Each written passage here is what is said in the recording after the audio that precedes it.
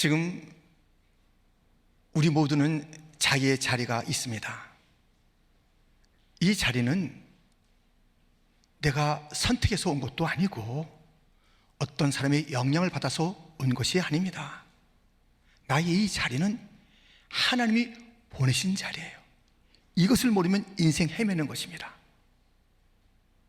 이게 무슨 우연이고 이게 무슨 딱한 일인가 하면서 자기 자리에 대해서 이해하지 못하고 함부로 사는 자들이 있습니다. 이 자리가 하나님이 보내신 자리인 것을 깨달은 요셉은 멋진 인생을 펼쳐갔죠. 창세기 45장 7절부터 하나님이 큰 구원으로 당신들의 생명을 보존하고 당신들의 후손을 세상에 두시려고 나를 당신들보다 먼저 보내셨나니 8절 같이요. 그런즉 나를 이리로 보낸 이는 당신들이 아니요 하나님이시라. 아멘. 자기 자리가 하나님이 보낸 자리, 삼위의 자리, 하나님의 교회 가운데 있는 자리인 것을 알았던 요셉은 어떤 상황에도 흔들리지 않았습니다. 지금 인생이 재미가 없어요? 뭐 흔들려요? 답답해요? 하나님이 보내신 그 계획들을 이해하지 못하거나 알아도 애써 외면하거나, 여러분들 그냥 지나가다 온 자 아무도 없습니다. 하나님의 계획 가운데 심어놓으신 나의 자리, 하나님은 그 자리로 보내신 거예요.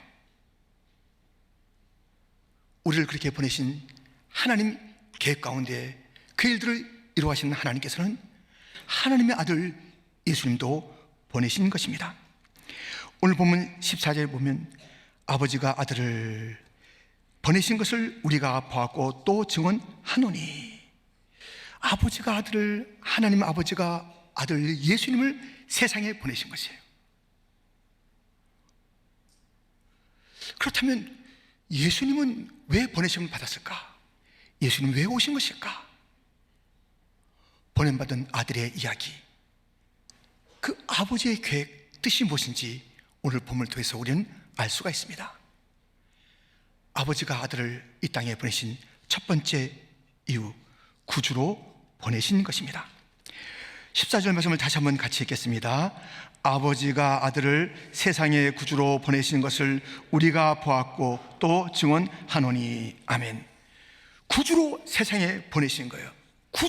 구주의 사명을 감당하라고 아버지가 예수님을 이 땅에 보내셨다는 것이에요. 구주로 오셨다는 것은 어떤 의미가 있는 것이죠? 로마서 5장 8절에 보면 우리가 아직 죄인 되었을 때에 그리스도께서 우리를 위하여 죽으심으로 하나님께서 우리에 대한 자기의 사랑을 확증하셨느니라.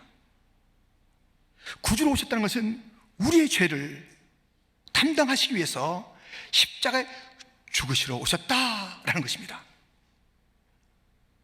그것이 바로 하나님의 사랑이었노라.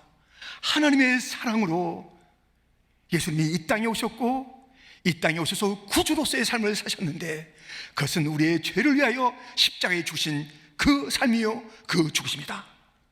그것은 하나님의 사랑 이야기야 하는 것을 우리는 로마서에서 오늘 본문에서도 계속 볼 수가 있습니다.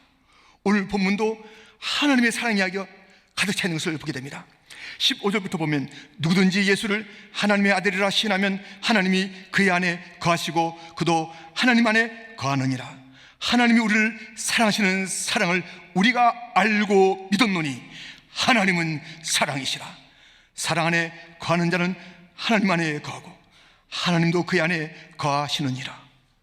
17절 같이 읽겠습니다.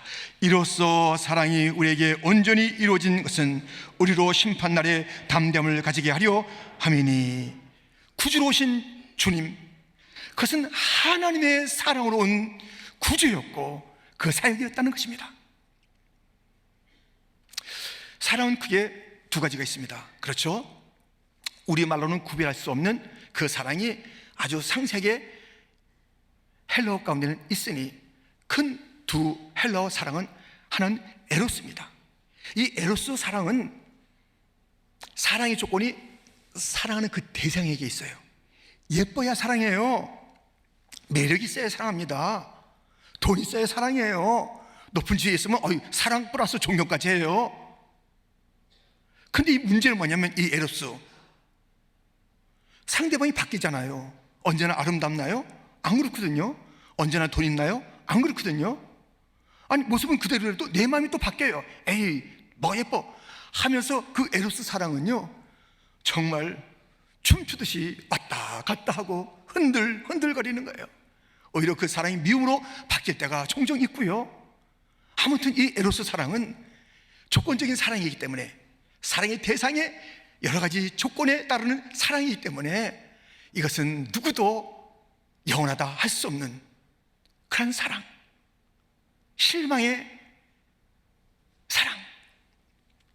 필요는 하겠지만 이것을 신뢰할 수 없는 사랑입니다. 또 하나의 사랑이 있으니 아가페 사랑이에요. 이것은 상대방의 조건이 아닌 그 사랑하는 자의 의지에 있는 거예요. 의지. 예쁘지가 않아요. 죄인이에요. 참 하는 거 보면 딱해요. 그럼에도 불구하고 내가 너 사랑할 거야. 이 의지적 사랑은 바뀌지가 않아요. 변하지가 않아요. 언제나 뜨거운 그 사랑입니다.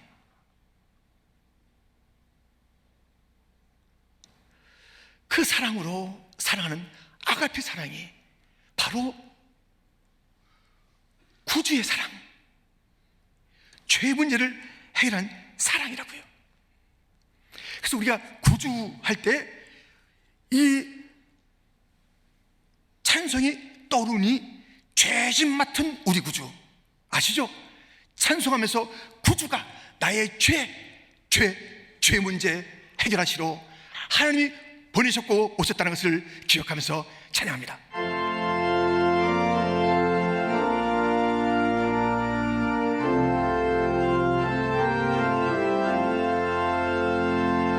죄짐 맡은 우리 구주, 어찌 좋은 친구인지,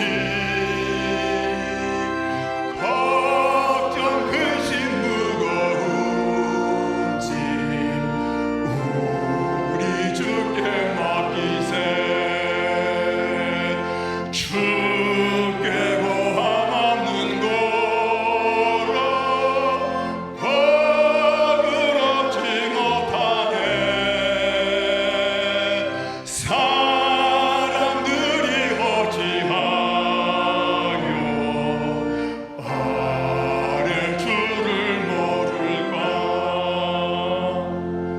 우리 구주는 죄짐 맡은 우리 구주, 나를 사랑함으로 이 땅에 구주로 오셔서 또 하나님 아버지의 보내심을 받아서 순종하여 오셔서 내 죄짐을 담당하신 나의 구주, 우리의 구주는 걱정의 짐, 근심의 짐, 염려의 짐, 즐거의 짐, 내 실패의 짐, 그 모든 짐들을 다 맡아주시기 위해서 수고하고 무거운 짐진 자들아 다 내게로 오라, 내가 너희를 쉬게 하리라 말씀하신 우리 구주.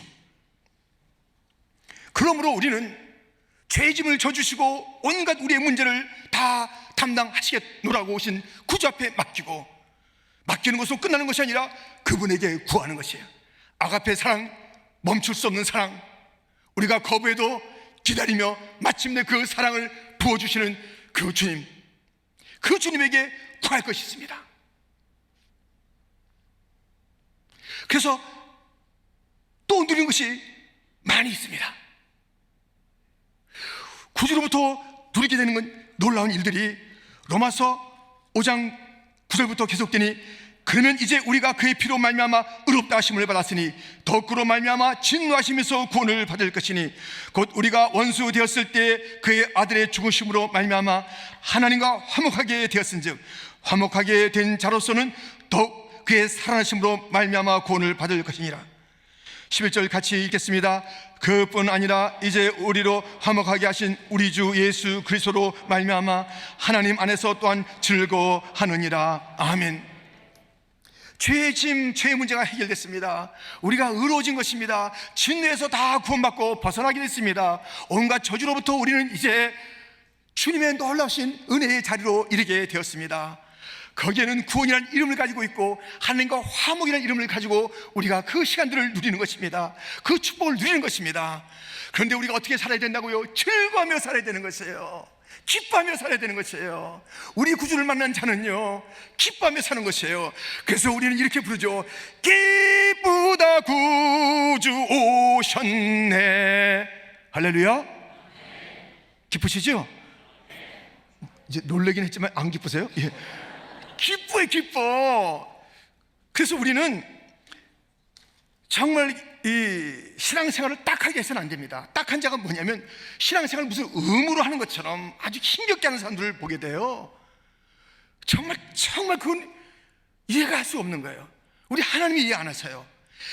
내가 너의 가장 근본적인 문제인 죄 문제, 그리고 인생의 모든 문제에 내가 다 짊어지고 구주에게 맡기라고. 그리고 너는 나와 함께 화목하는 거야. 나와의 관계가 이제 다시 회복된 거야. 이제 너의 삶이 이제 즐겁고 기쁜 거야. 너의 기뻐하는 모습을 기다린다 하고선 구주를 보내셨는데, 구주를 영접한 것이 맞는지, 영접했다면 반드시 죄의 짐은 덜어지고 인생의 난제들은 다 해결됐고 하나님과의 화목하는 관계 속에서 하나님의 말할 수 없는 축복을 받게 됐고, 그 예수님의 이름으로 구하는 것마다 주님이 주시고 또 주시는 그런 관계, 그런 자녀 되었는데, 신앙생활 억지로 끌려가듯이 그렇게 하는 자들이 있다니까요. 예배 나와줬잖아요. 이번에 연말 돼서 행복의 초대하고 지금 2번째 나왔어요. 전사님 기억하세요? 뭘 기억해. 찬양 때 내가 이번에 해준다. 뭘 해줘.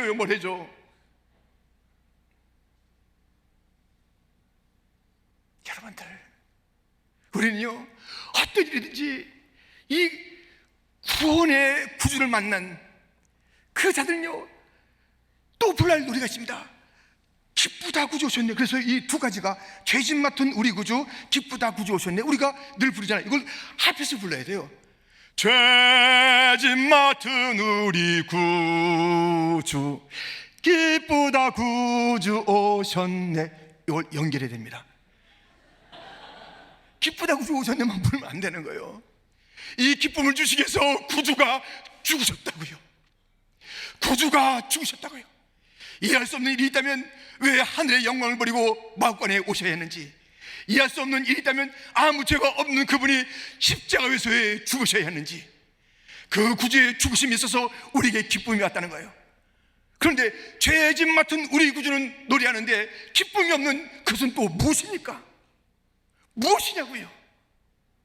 우리의 구주는 죄짐을 맡아주신 우리의 구주는 기쁘다 구주 오셔서 만백성이 찬송할 그분. 그래서 우리는 이 두 대를 잘 이어서 불러야 돼요. 다시 한번 제가 죄짐 맡은 우리 구주, 기쁘다 구주 오셨네. 오늘 찬양을 가만 들어보니까요, 처음엔 장엄하게 시작하다가 나중에 화력이 좀 바뀌더라고요. 우리는요, 정말 장엄하게 죄짐 맡은 우리 구주, 화려하게 기쁘다 구주 오셨네. 이 찬양이 함께 주 앞에 올려질 때 우리 주님께서 아들을 구주로 보낸 그 반응을 볼 수 있는 것이니, 아니, 아버지가 아들을 어디 보낼 때 좋은 데 보내잖아요. 근데 하나님 아버지는 그 아들을 왜 이렇게 던졌냐고요.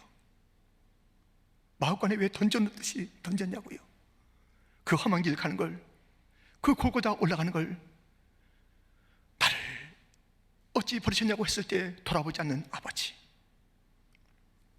그것은 우리에게 구주가 되시사 죄짐을, 구주가 되시사 기쁨을 주시기 위한 하나님 아버지의 아들을 버리심 안다면, 우리는 죄짐을 주 앞에 또 내려놓고 기쁘다 구주 오셨네를 목 놓아 외쳐야 할 줄 압니다. 아버지께서 아들을 보내신 이유, 구주로 가라, 구주의 사역을 위해서 보내셨습니다. 두 번째, 본으로 보내신 것입니다. 부전자지라는 말이 있습니다. 아들이 아버지를 닮아가는 거예요. 아들이 아버지 본을 보고 자라는 것입니다. 그래서 아버지하고 아들이 집에 있는데 띵동 소리가 났어요. 그 아들이 물어봐요. 누구세요? 근데 목소리를 들어보니까 외상값 받으러 온 거예요. 그러니까 아버지 깜짝 놀라가지고 얘야 아빠 없다고 그래라 그랬어요. 그랬더니 또 얘가 너무 또 애가 반듯해가지고 가서 우리 아빠가 없다고 그러는데요. 지금 거짓말하는 아버지 닮아가는 아들을 아십니까? 보는 대로 닮아간다고요. 언젠가는 거짓말 한다고요. 술주정뱅이, 그 집에서 술주정뱅이가 나오는 거예요. 물론 대역전의 일들이 복음 안에서 있는 것은 분명합니다만, 아이고 내가 자랄 때 보니까 우리 아버지는 엄마를 늘 때려, 집안 살림 다 때려부셔, 난 저렇게 안 살아야지. 자기 부인 자기 때리고 있다니까요. 본대로 아닌 본대로. 무섭습니다. 본다는 것, 본받는다는 것 너무나도 무섭고 어이없는 일들이 많아서 이 세상에 사는 인생들에게 가장 바른 본을 보이시기 위해서 하나님 아버지는 그 아들을 보내신 것이에요. 오늘 본문 17절 하반절에 보면 주께서 그러하심과 같이 우리도 이 세상에서 그러하니라. 주님의 그러하심과 같이 그 본을 보고 우리도 그렇게 살아야 된다는 것이에요. 하나님께서 예수를 보내신 이유는 세상의 모델로서 삶의 그 기준이 너무 없어요. 벌고 따를 만한 자들이 없어요. 그래서 우리 주님께서는 예수님을 보내서 그 본을 보고 살라고 우리에게 보내주신 것입니다. 예수님 본을 보고 살아야 됩니다.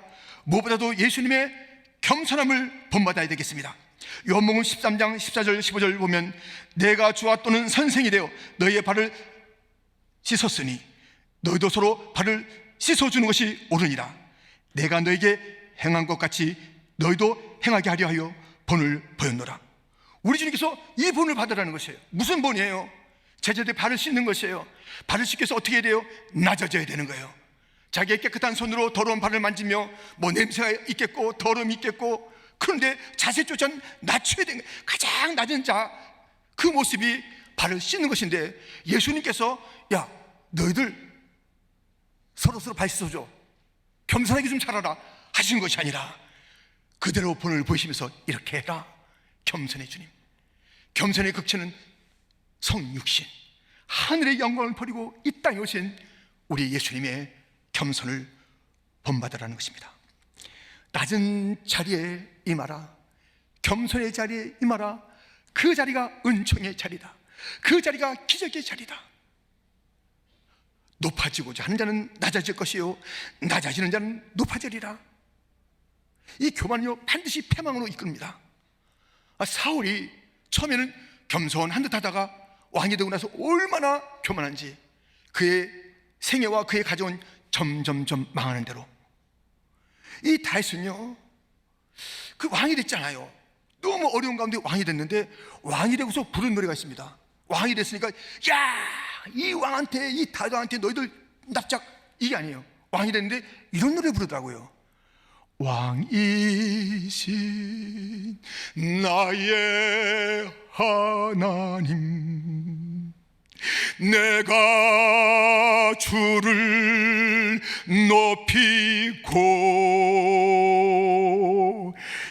영원히 주의 이름을 송축하리이다.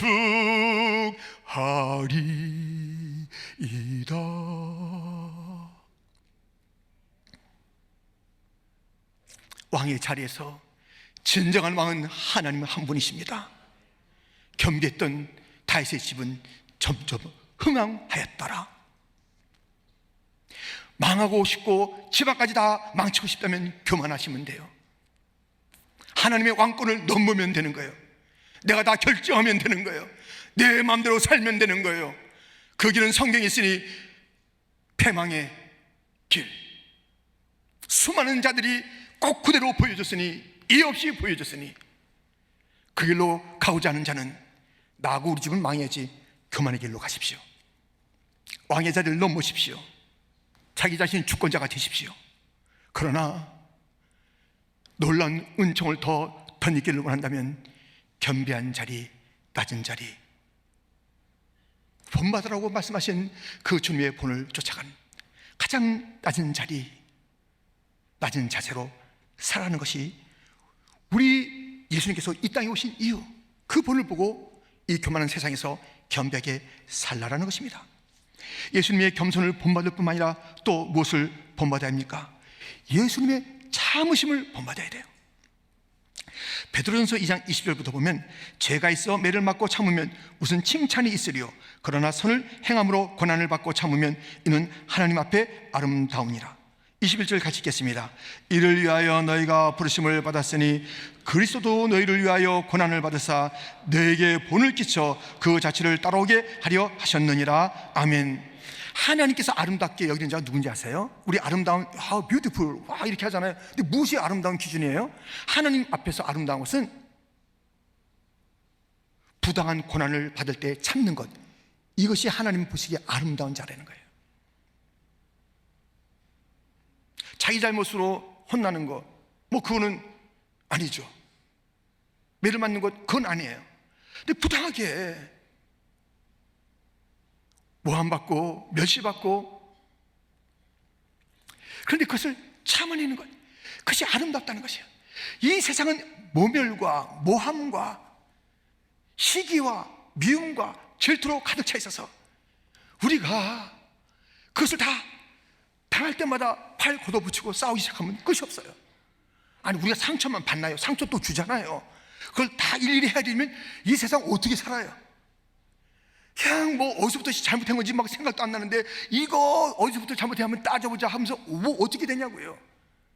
근데 내가 너무나도 내가 이렇게 안 했는데 왜 이렇게 모욕을 당하지?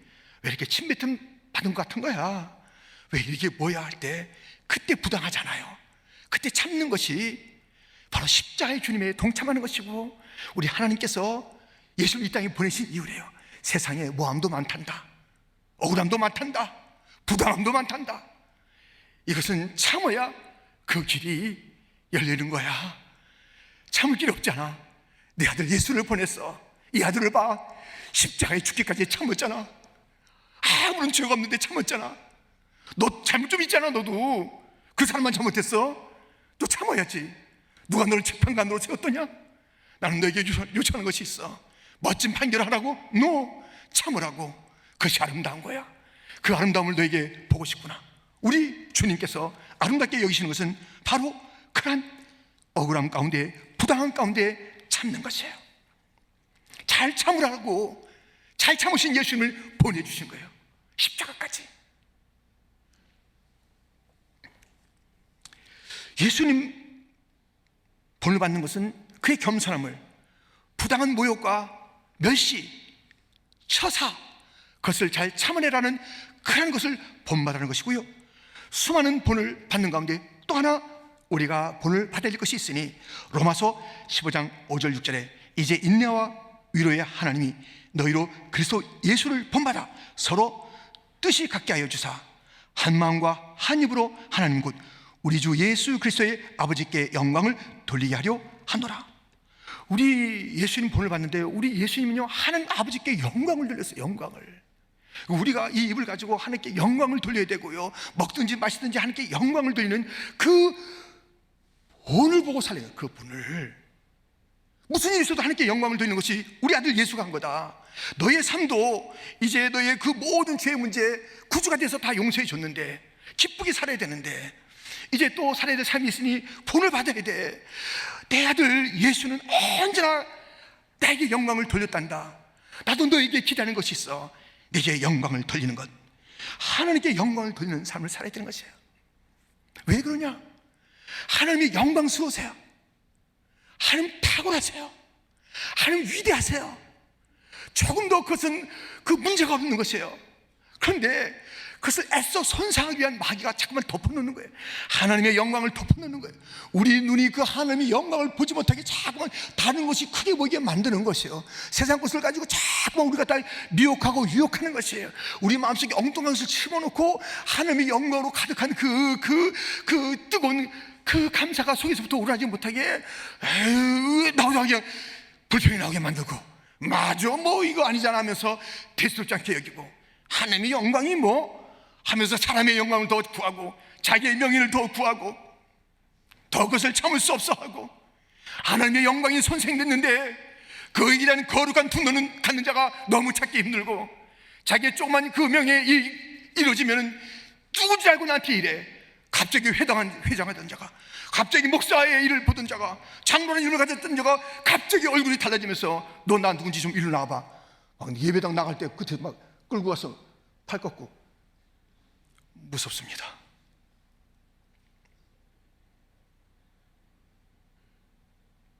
여러분들, 하나님께 영광을 돌지 못하도록 너무 많은 것을 덕지덕지 우리의 죄와 그리고 그 허물들과 이 마귀의 그 계속되는 유혹들과 우리가 구원의 자리로 넘어왔음에도 불구하고 가긴 어디가 가지 마오, 날 버리고 가지 마 하면서 쫓아오는 이 마귀가 계속 우리에게 하나님의 영광을 목도하지 못하게 만드는 그 일들이 있는 것이에요.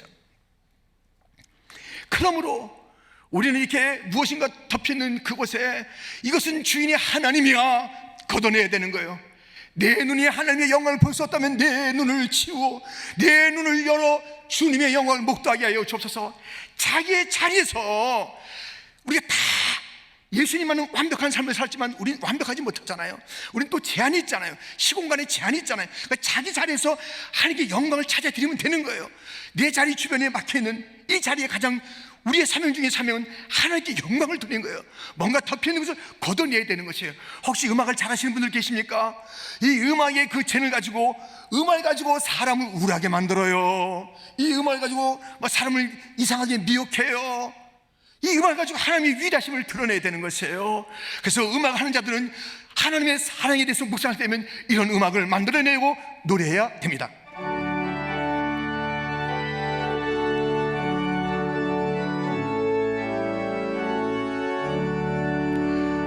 크신 하나님의 사랑 말로 다 영영 못하네. 천억고 높은 별을 넘어 이 낮고 낮은 땅 위에 제방한 영원 구하려 그 아들 보내사 한옥죄를 삼으시고 죄 용서하셨네.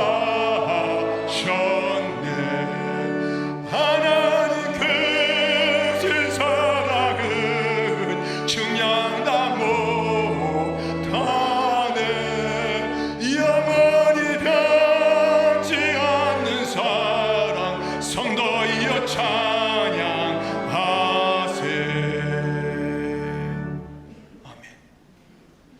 이런 찬양이 나와야 되는 거 아니에요? 하나님의 사랑을 어떻게 극대하게, 그것도 우리가 다 해도 다 표현 못하는데, 내가 형용할 수 있는 그 모든 걸, 내가 여태까지 그 내게 주어진 모든 것들을 통해서 그 감정과 내 표현력을 통해서, 특별히 음악을 했다면 이 음악을 통해서 내가 하나님의 크신 사랑을 표현해 버리라. 이런 노래가 어딨냐고요. 이런 찬양이 어딨냐고요. 바다를 몸을 삼고 하늘을 두루마리 삼아도 다 기록할 수 없는 하나님의 사랑이라는 그 표현들이 각처에서 있어야 되는 것 아니겠어요? 주 하나님 그 위대하심을 노래하는 노래가 저 새소리를 들으면서, 저 물소리를 들으면서, 들판을 보면서, 하늘의 편을 보면서 하나님의 높고 위대하심을 찬양하는 소리가 멈춰지지 않아야 되는 것 아닙니까? 그 잘하는 음악 가지고 뭐하고 있는 거예요? 그 좋은 목소리를 뭐하고 있는 거예요? 그 좋은 시심을 가지고 무엇을 쓰고 있는 것입니까? 자기의 영역에서. 그림도 마찬가지예요. 그림도, 여러분들 이 그림 보겠습니다. 이 그림은 하나야 누구의 작품이겠습니까? 하나는 누구의 작품이에요? 피찬트 아닙니다. 예, 피카소. 또 하나는 렘브란트입니다. 같은 탁월한 미술 가지고 왜 저렇게 이상한 그림 그리냐고. 저거 보면 아주 우울에 빠지겠어요. 또 하나를 보면 하나님의 마음을 드러내는 그림을 그리잖아요. 하나님을 영광 돌리는 그림을 그려내잖아요. 그 영상에 보면요, 어떤 판사 이야기가 있습니다. 이게 그 나이 많은 미국의 판사인데요. 그 판사는 이게 뭐 판사들이 뭐 참 대단하잖아요. 근데 어떤 이제 여러 케이스가 있는데 어떤 분이, 나이가 많은 분이 속도 위반으로 그리 걸려서 본 거예요. 그래서 이제 그 티켓을 이제 발부하는 그 재판을 해야 되는데요. 뭐 사진 보고 또 상황 보니까 다 또 자기 잘못했다고 그래요. 그래서 이제 그 속도 위반했다는 거예요. 그래서 판사가 묻더라고요. 왜 그랬어? 그러니까요, 제가 그날 아들 투석하러 가는 길이에요. 그래요. 그러니까 판사가 그래요. 투석하러 가야지. 죄 없음. 판사를 통해서 하나님 아버지를 드러내는 거예요. 자기의 영역을 통해서 하나님의 영광을 찾아내는 거, 그게 예수님을 닮아가는 자들의 삶이라니까요. 얼마나 지금 이 가려져 있냐고요. 다 드러내야, 걷어내야 돼요. 다 드러내야 돼요. 하나님 아버지의 영광이 가려있는 이 삶 속에서 하나님이 얼마나 위대하신 분인가, 하나님이 얼마나 탁월하신 분인가, 하나님이 얼마나 온전하신 분인가, 하나님의 창조, 하나님의 섭리, 하나님의 구원, 이것이 얼마나 놀라운 일들인가를 우리가 노래하고, 우리가 그려내고, 우리가 표현하고, 그 심장을 가지고 우리가 삶을 살아내고, 그래서 나를 드러내는 게 아니에요. 나를 위한 삶이 아니라고요. 먹든지 마시든지 그 순간 속에서도 하나님의 영광과 직결된 삶을 살아내야 하는 것입니다. 내 먹는 것이 어떻게 하나님께 영광이 되는 것인지. 주님 감사합니다. 이 콩 하나에도 주님의 사랑이 천천만만 담겼습니다. 쌀 하나에 88번의 농부의 손길이 있고 눈물이 있다 하는데, 우리 주님의 사랑, 그 사랑으로 이 한 톨 이 쌀이 나한테 왔는데, 밥풀이 여기에 헤아릴 수 없는 밥이 올라왔군요. 쌀알이 올라왔군요. 먹으면서 눈물 흘려야 되는 거 아닙니까? 이 한 줌의 밥을 주신 주님 앞에 감사와 찬송이 식사 중에도 있어야 되는 거 아닙니까? 어떤 사람 식사도 기도도 안 하고 먹어요. 그러다 애들한테 걸립니다. 아빠 왜 안 해? 날마다 우리에게. 으이쿠. 여러분들 감사가 없고 당연하지 여기는 거예요. 참 은혜도요, 계속 주어지면 당연한 줄 알아요. 사람들이 아주 권리인 줄 알아. 먹는 게 권리인 줄 알고. 다 은혜인데, 은혜 아닌 게 없는데. 그래서 우리의 그 모든 영역을 통해서 그 하나님께 영광을 돌려, 자기의 재능 가지고요, 자기의 그 자기 현실, 하여튼 그게 어떤 재능, 그것을 통해서 하나님께 영광을 돌리는 거예요. 이것을 위해서 우리 주님께서 본으로 오셨고, 어떤 일이든지 하나님께 영광을 돌리는 그 삶을 살아가셨고, 우리가 그 뒤를 따라가야 하는 것이에요. 그래서 우리는 예수님을 본받는 그 본으로 모델로, 롤 모델로 우리 예수님을 보내주셨는데, 겸손한 예수님, 그리고 부당한 것을 참아내시는 예수님, 어떤 상황에서 하나님께 영광을 돌리는 그 예수님을 본받아가자. 이렇게 해서 우리가 첫 번째, 예수님께서 이 땅에 하나님의 보내심을 받은 그 이유는 구주로 오셨다. 그래서 죄진 맡은 우리 구주 기쁘다 구주 오셨네. 그리고 본을 보이러 오셨다. 우리에게 겸비하게 살라라고, 부당한 것을 참으라고, 하나님께 영광을 돌리라고 이렇게 오셨다. 그래서 본을 보이시는 것과 구주 되심, 이 두 가지예요. 목사님은 통상 요즘 2대질 하니까 3대질은 없을 거예요. 3대질 없습니다. 근데 설교 아직 안 끝났습니다. 여러분들 이제 끝나려고 잠깐만 성경 덮으려고 그러시죠? 아직 안 끝났습니다. 또 남았습니다. 무엇이 남았는가? 하나님의 아들을 보내신, 구주로 보내신 그 일과 본을 받으라고, 예수님도 본받으라고, 바울도 내가 그리스도를 본받는 것이 너희도 나를 본받으라, 이 본받는 것은 너무 중요하단 말이죠. 그런데 요거 순서를 바꾸거나 하나를 때리면 안 돼요. 여러분들 아주 철학가들, 뭐 꽤나 뭐 좀 안다는 사들에게 그래요. 아유 그래요? 예수님 복음자랑 그러세요? 예수님 참 좋은 분이에요. 예, 나 그 예수님 그 사랑을 내가 좀 잘 실천하고요, 또 실천할게요. 야, 그 뭐 마음이 착하시네. 예, 그러니까요 너무 염려하지 마시고 내가 바르게 살 테니까요, 예, 이제 돌아가시죠. 이거 사악한 일입니다. 예수님을 구주로 먼저 모시지 않고 반듯하게 살겠다고요? 무슨 반듯하게 살아? 그 삶이 어떻게 반듯해요? 구주가 먼저예요. 구주가 먼저. 내가 예수님 본받는 삶을 산다, 예수님의 구주 되심을 다 접어두고 나는 뭐 예수님의 그렇지, 산상수훈이 좋은 얘기가 많은데 마트마 깐디 같이 말이죠. 나는 산상수훈이면 돼. 예수님의 구원, 그건 그게 무슨 이상한 얘기야. 이건 뭐 우리 인생이 얼마나 풍요하게 산대. 얼마나 멋들어진다고 생각하는 자들이 예수님의 구원자 되심을 무시하고 멸시하고 접어두고 나와 상관이 없다고 그러고 예수님의 그 삶을 갖다 내가 따라가야지. 아닙니다. 구주이신 예수를 모르면 안 되는 거예요. 구주이신 예수를 갖다 영접하지 않으면 안 되는 거예요. 구주 예수님을 노래하지면 안 되는 거예요. 기쁘다 구주 오셨다고 노래하지면 안 되는 거예요. 죄짐 맡은 우리 구주에 대한 노래가 없으면 안 되는 거예요. 그리고 좋은 삶을 살겠다고요? 그건 휴머니즘이에요. 이 세상에서 살아가는 어떤 누구든지 살아가는 방식이에요. 그리고 구주이신 예수를 모르면 본받는 거 잘 못 본받아요. 성육신의 본을 어떻게 받아요? 그 겸손의 차원을 어떻게 본받아요? 이 십자가의 고난을 어떻게 이해해요? 어떻게 이해하고 그 아프고 아파도 십자가 주님을 생각하고 내가 참고 견뎌야지. 한 발자국 두 발자국 주님 가신 걸음걸음 십자가의 그 길을 나도 가게 하여 주옵소서. 웬일입니까? 나로 십자가에 동참시키시는 주님 웬일입니까? 십자가 차원에 생는 것이 있나요? 세상에는 없어요. 십자가를 몰라요? 도성인신, 성유신, 인카네이션 몰라요. 세상은 알 수가 없어요. 그러니 어떻게 겸손도 어떻게 고난도 참을 수 있다고요? 세상의 삶의 방식에서 하나님께 영광을 돌려잡이 어딨냐고요. 그러므로 구주 되심을 믿는 자, 고백하는 자, 그들만이 주를 본받을 수가 있는 것입니다.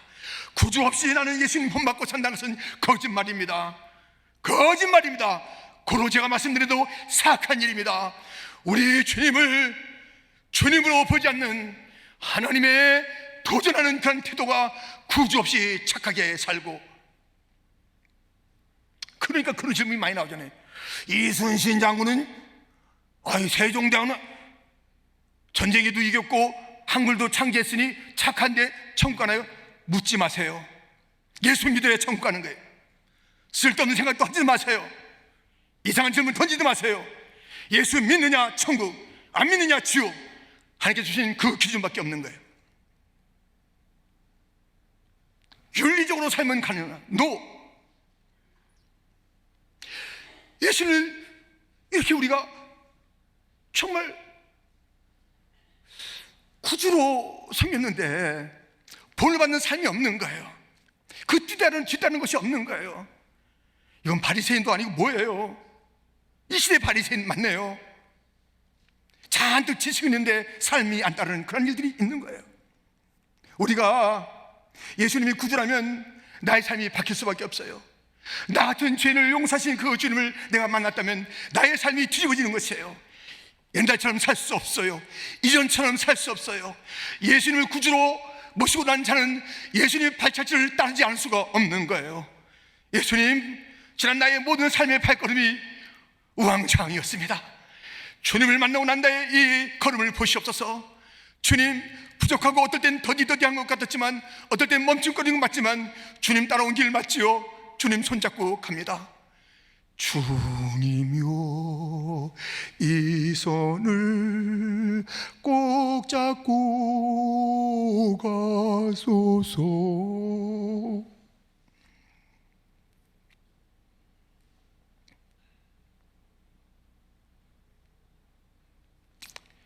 우리 예수를 나의 구주 삼고 우리에게 주어진 그 일들을 잘 감당하다가 천국 갔으면 좋겠어요. 오늘 강병건 성기사님 오셨는데 이제 아내 되시고 부인 되시는 정예란 성기사님 저희 대학 후배예요. 같이 우리는 같은 클래스메이트였고 같은 서클에서 미션을 꿈꾸면서 같이 했는데 두 분이 이렇게 아름다운 가정을 맺고 평생을 달리다가 이제 좀 한국에 와서 사역으로 새로운, 그런데 주님께서 불러가셨을 때 왜 불러가셨냐고. 그랬을 때 주님이 사람에게 박수 받는 것보다 내가 주는 상이 더 좋잖아. 그 상 주려고.